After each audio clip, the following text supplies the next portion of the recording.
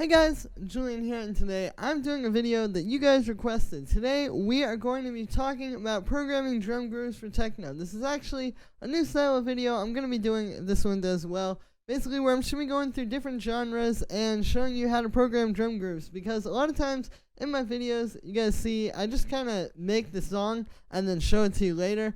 So the aim of this series is to show you kind of me just going from scratch and building these up, and I'll show you kind of like how everything's working and how to set it up on your own through this process. So what I've got here is I've got a kick, and I'm just going to build up a little groove, and then whatever I come up with in this video is going to be available on my Patreon to all patrons. So if you've been thinking of subscribing there, definitely go check it out. Link is at the top of the description. But yeah, let's get started. So I got this kick here, pretty simple. We got a rumble going on. You know how I do it with the delay. All that kind of stuff. And yeah, so the first thing we're going to put in here is just like a strong hi-hat of some sort. I'll pull one out of here.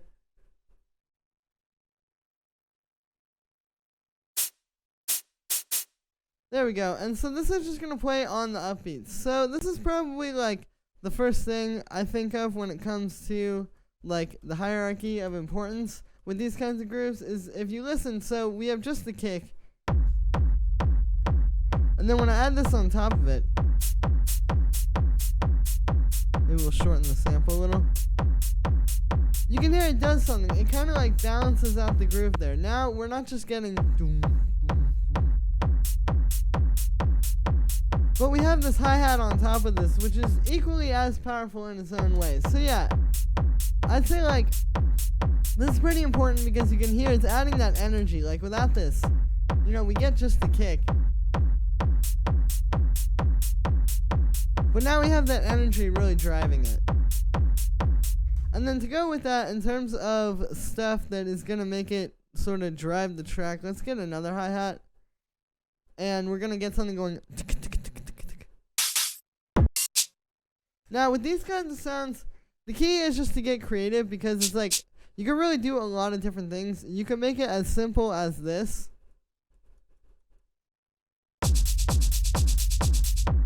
And, just have it just go constantly playing like that. Or you can kind of get a little creative with it, like maybe do something like this.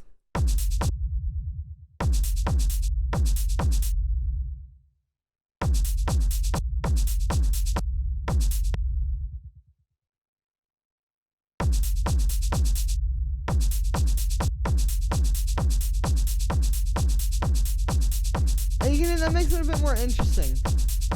And this is also another thing with programming the drums with techno, is kind of like paying attention to the nuances and the small details, like stuff like this.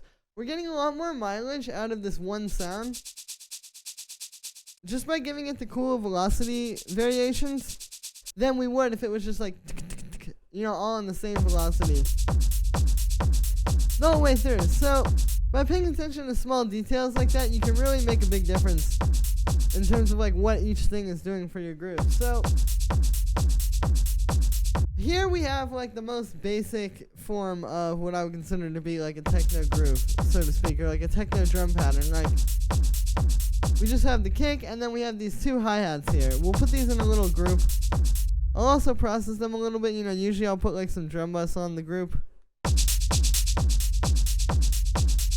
something like that, to make it kind of a bit fatter. But yeah, so from here, it's really all up to you. You can do as much as you want or as little as you want. You could have it just be this, A lot of times, like if I have a track where there's a lot going on with the synths, or just like a bunch of different kind of effects happening or stuff like that, maybe there's like a super big 303 that's taking a lot of the attention, then I will just use this. Like, it's all just about what's happening in your track to kind of like put the stuff around that. But yeah, so we'll add some more stuff in here. A lot of times here, I'll get like maybe something like this. Like we could get another hi-hat.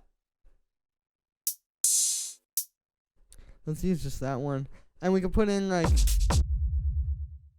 these little extra notes.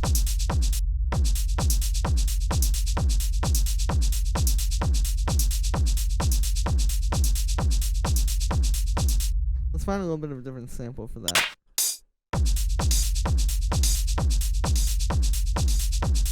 Yeah, that sounds cool. So you you can hear that mixes it up a bit, you know, gives it something a little bit more interesting. I'll also usually add in a bit of percussion, so like what I'll do is I'll get a drum rack and then I'll just pull one from all these different sample packs that I've made. Like maybe we'll grab that. We'll grab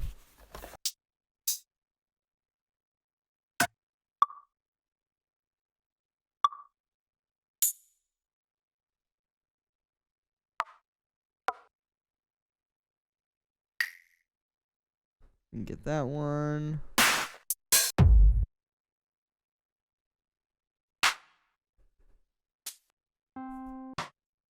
Alright, and then that'll be the last one. And then this, you know, we can just kind of play around and just kind of fit it around what's already here.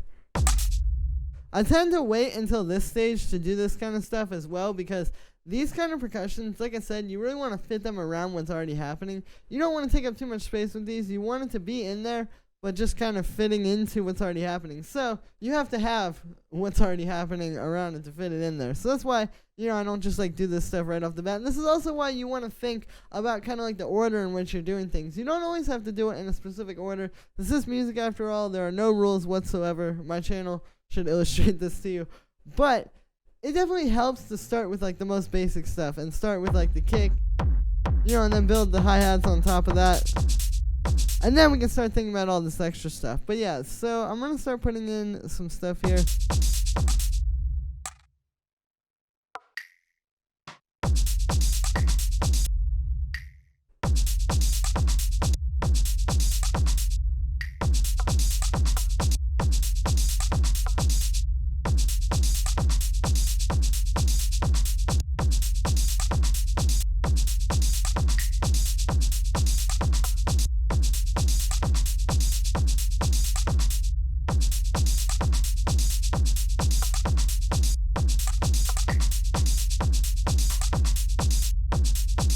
Alright, that's cool.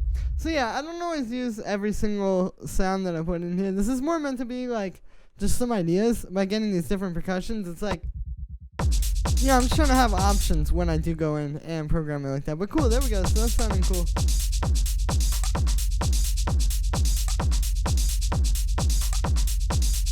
Yeah, this is adding a lot more energy to the beat. As you can hear, like if I turn off these two extra sounds we've added now, you can hear just this doesn't have as much energy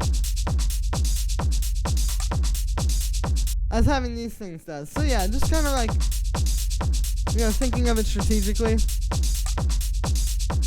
And not just like adding percussion to add it, but adding it in a way where it's adding something to the overall track that you got. So from here, I'll get a clap. This is another thing I hear a lot. Like, let's find one maybe out of here. A lot of times people will take like a really fat clap, or just something that hits really hard like this, and put like a bit of delay on it. Like I'll just do 16th notes.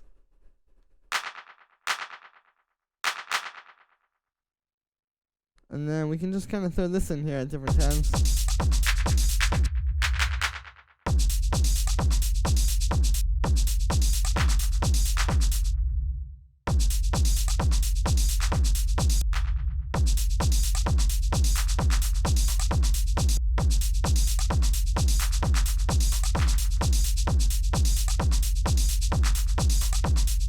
Yeah, that's nice.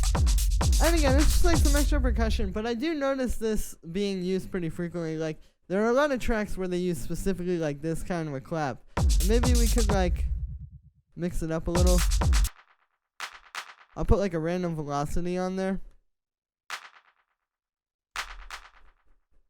So it's just not the same thing every time.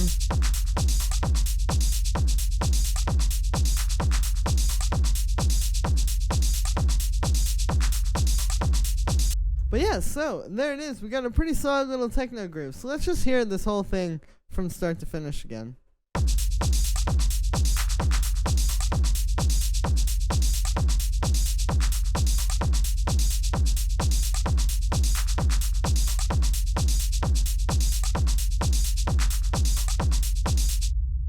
So yeah, so that's me for this one, guys. Hopefully you learned a thing or two about how to build up techno drum patterns and grooves.